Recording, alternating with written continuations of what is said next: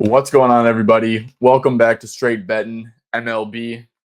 NBA Finals is going to be tomorrow. It's Wednesday, June 3rd. Obviously, this is an MLB video, but for all the NBA people, which is pretty much my entire subscriber base, we'll be dropping a NBA Finals Game 1 video later today. So excited for that. But anyways, guys, this is an MLB video. So quick recapping yesterday, and let me quick zoom in a little bit, calculate the sum.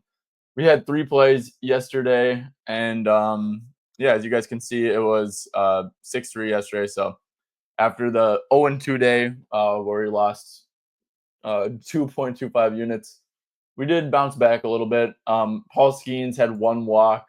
It was a plus 165, so I mean, you can't be too mad about losing a plus 165. But that one did not get there. He pitched amazing. Tomoyuki Sugano ended at 1 walk. He went super deep in the game. I think he had 7 innings pitched. So, I mean, I feel pretty good about that one, that he did go 7 innings and only had 1 walk. So that one was a winner. And then another winner, which Pablo Lopez. I'm a Twins fan. Not like a diehard, like I am the Wolves, obviously, but as a Minnesotan, I am a Twins fan. I was watching this game, and I think Pablo had 4 hits allowed, and then he got hurt. So he got hurt in the bottom of the 6th. I think he might have only had 1 inning left. So I mean, I guess he was pacing, but he did get hurt. So, which sucks because like Pablo is like our second best pitcher, arguably our best pitcher, probably Joe Ryan at this point. But yeah, I guess he stayed under. He got hurt. So I mean, that kind of ensured that he was going to stay under. But like I said, I think he was pacing anyways. But who knows? So yeah, 2-in-1 day for plus 1 unit, and yeah, guys, it's a loaded slate today. Ton of stuff that my projections liked. I do have 5 plays incoming, so if you guys are new here, make sure to drop a like, sub to the channel. It is just greatly appreciated. Trying to grow this thing organically, and that's how I grow. So seriously, guys, if you guys take a little time out of your day just to drop a like and sub, it just means a ton to me. So, guys, like I said, 5 picks incoming. Like I said, full transparency, guys. There's a good chance I'm going to end up making some of these bets later, as long as the numbers are still good or better, which they probably will, since I'm a big exchange guy. So, but yeah, I don't actually bet these right now because, well, of my projections, right? My projections actually have every single hitter, and these are just projected lineups and stuff like that.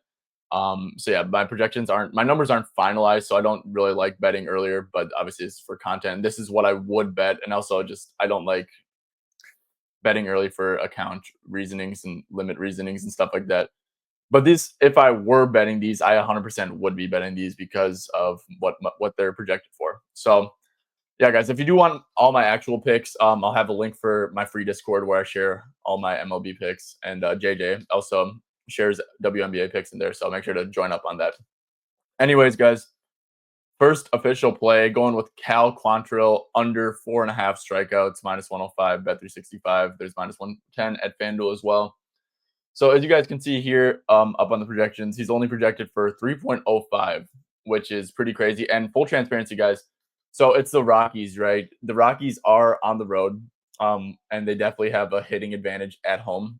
However, guys, I just think that, if you look at the percent difference, like this is like the biggest edge on the board by far. So even if you were to factor that in, I still think that this would definitely still be a 20% plus percent difference between numbers, right? And that's what I'm looking for with these strikeout ones, is looking for percent differences of 20% plus. And yeah, so Cal Quantrill, like I said, for sure, Rocky stuff is maybe like a tad bit skewed, but it's definitely not skewed enough to the point where it's like it would be like not an edge like whatsoever from my projection. So yeah, let's go check it out. Let's go to the Colorado at Miami, and yeah, Cal Quantrill up here is let's see, this is his numbers. As you guys can see, this is where the numbers stemming from. I already looked through this a little bit.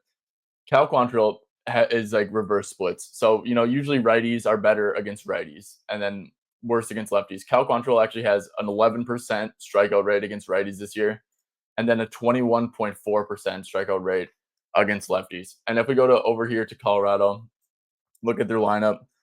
Obviously, it's a projected lineup, but guys, like I said, I look at these all the time, and Colorado is like a huge right-handed batter skewing lineup, right? So they only project to have two lefties. I think at worst, maybe they have like three lefties or something like that. But yeah, that's kind of like where it's stemming from. Also, guys, yes, Rocky strike out a ton. The qualifiers in here are like around like just slightly worse than league average. Nothing's like really too crazy bad. The projected K rates, like I said, all this stuff's not great. The weighted projected K rates, all this stuff's not great. But it's like the Rockies we're talking about, right? So if you go to like an average of these, it's like around 24%, which is not good. But if we just like click on this right here, like yeah, average stuff is like around 21.9%, 21.1%. So definitely worse than average. And like that's factored into these numbers, right? So yeah, basically the biggest thing here, guys, that Cal Quantrill just is not a strikeout pitcher like whatsoever.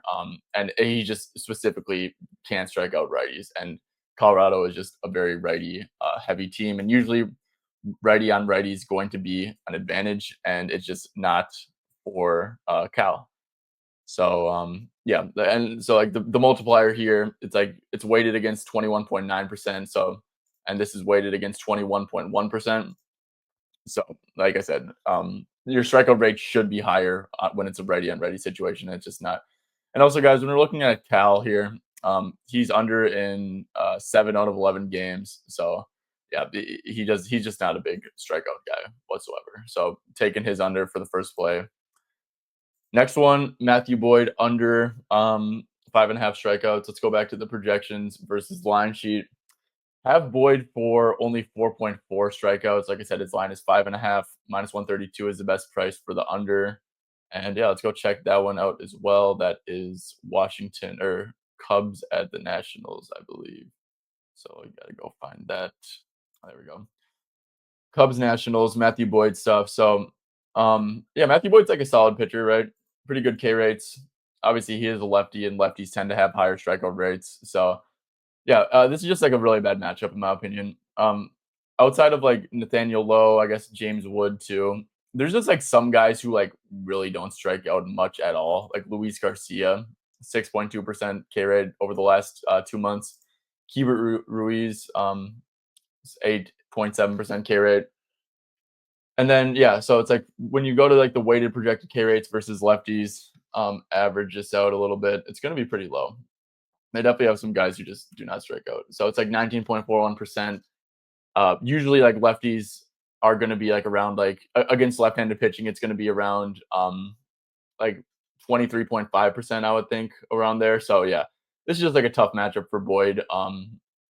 Have him facing 23.2 batters, comes out to 4.4. Basically, just like a matchup bet, man. Like I said, there's a couple guys that we really like are pretty low chances to strike out, and we'll take that, man. So it's only comes out to 4.4. And another thing too, National Park K boost. I think that's definitely factoring into this a little bit. For whatever reason, man. Like I said, this is from Statcast, but strikeouts over expected. It's 0.89. I'm not actually using that 0.89 number. I'm using the 0.945 to weight the strikeout number. But yeah, it's like it's like Kansas City and Washington where strikeouts over expected are very very low. So that's a little bit factoring into this. Obviously, the ump too is slightly hitter friendly, as you can see with this walk boost and strikeout boost. So I think all those things are factoring in. Like I said, all that together comes out to Boyd being at 4.4. We'll take that under 5.5 strikeouts at -132. All right. Next one is a walk prop, guys. And this one, so like I said, obviously, guys, my walk projections are off. But if you just like, apply simple math and stuff, it's probably like minus or 30% is probably like the average difference for the over, right? So you can still like like find stuff like 70%, 66% and stuff. And that's like clearly means that my projections like favor it a ton. And you could even maybe argue, I mean, the under walk prop we played last game was like a 50% difference for the under. So like that's like how it like how the projections like really really like it. But yeah, so it is Mick Abel over 1.5 walks, -140 at DK, -140 at Bet365. I have him projected for 2.78, and let's go over to Philly at Toronto. So yeah, guys, Mick Abel, this is his second ever MLB start. one thing about Phillies pitchers is that, so this is his walk numbers right here. One thing about Philly pitchers is that their coach like really lets them go pretty deep. First of all, Mick Abel, his median pitches thrown in the minors was like 90, 92, 93 ish around there, I think. And yeah, so his first MLB start, I think he threw 87 pitches or something like that. Or so I think it was like around there. He also did not walk a batter. However, he made 10 AAA starts right this year, and he had two or more walks in 9 out of 10 games.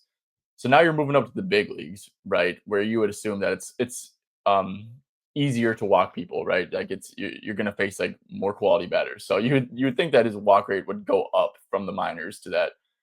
Yeah, and then this Blue Jays lineup is just tough, man. You got Bo Bichette, 9.1%. Obviously, he's not like a huge walk guy, but he'll draw a few here and there. Vladdy's tough. Springer's tough. Davis Schneider. You got these guys, Barger, Straw, Clase. All these guys are like, pretty close to that. Weighted projected walk rate versus right-handed pitcher is kind of like what we're looking for to define the overall matchup. Quick go over to average and check that out. Yeah, 9.6%. So that's pretty good. 7.5 and 9.9. So yeah, slightly above average and stuff like that. But basically, guys, this is just like I think it's a good sell spot on Mick Abel or buy a low spot on Mick Abel after coming off of a no walk game. It's like, dude, if you're over 9 out of 10 in the minors, it's like, and that's like reflected in his projected numbers right here. Because obviously, he's not a qualifier yet in the MLB, but like he projects to have a 12% walk rate, projects to have a 9.36 against righties. Obviously, these multipliers are 1.25, 1.23, like pretty high multipliers because of what he did in the minors. And guys with these multipliers who like are projected to go mid 80 pitches are you're gonna walk two batters more than that. So yeah, Mick Abel over 1.5 walks, minus 140 DK, minus 140 365. Okay, and like I said, guys, so I'm gonna quick go back to the walk projections real quick. Obviously, guys, there's a lot of stuff I like. I'm looking for like 50% plus. There's a ton of like 48 percenters, like this Noah Cameron one, Griffin Canning. Let's see, Mackenzie Gore's pretty close. A lot of these guys, if like better numbers, if or when better numbers pop up, and that's a good time to shout out Novig, shout out ProphetX, the two peer-to-peer exchanges that I am a big fans of. Guys, whatever numbers like these are at right now, damn near all the time, better numbers are going to pop up on the exchanges. I've been preaching these forever, man. But yeah, seriously, like I I make over 50% of my MLB bets on exchanges, and it's like the difference in numbers. Like for example, guys, I played O'Neal Cruz over 1.5 strikeouts as a batter. I got plus 115 at Novig, and the best price on books was minus 115. So that's just like a small example, man. I think I'm like getting 10 or 15 cents better prices on average on these exchanges. So yeah, and it's just like in the MLB, this is definitely tougher stuff to beat than I think like regular season NBA. That's just my opinion personally. But yeah, just getting the best prices, being best price sensitive is just so important to really maximizing yourself, maximizing your chance at profitability, all that stuff. So yeah, Novig, ProphetX, these peer-to-peer exchanges, just like I can't stress enough like how much they help with this. And I think that like everyone should be, hopping on the wave because it's just smart for getting the best price in market. So yeah, I have both these linked down below in the description. Use code BEDDEN on Novig when you make your first deposit. They'll give you 50% deposit match up to $25. And ProphetX has like a 2% cash back or profit cash back up to $300 over your first 30 days when you bet. So yeah, go through the link in the description when you sign up for ProphetX, and make sure to go through the link on Novig as well down below in the description. Use code BEDDEN when you make that first deposit. All right, guys. Okay, I just lost my train of thought.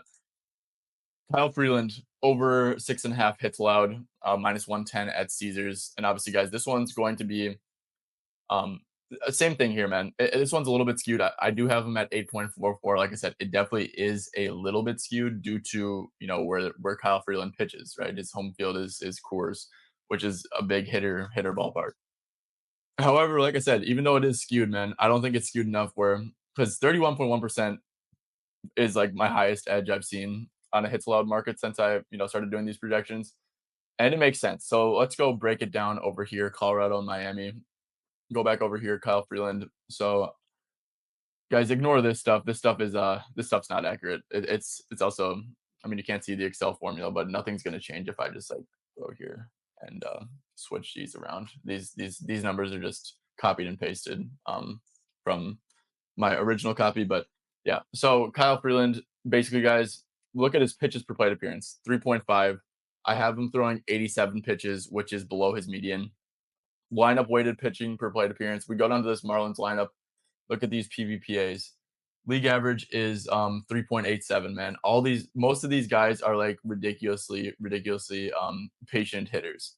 So yeah, it's like, or not patient, impatient hitters. Like they're very aggressive hitters. So the PVPA boost is 0.95, and that just means like, dude, if you're seeing minimal pitches, that means you're not getting walked much, you're not striking out much, you're being aggressive, you're swinging, you're trying to get a lot of hits.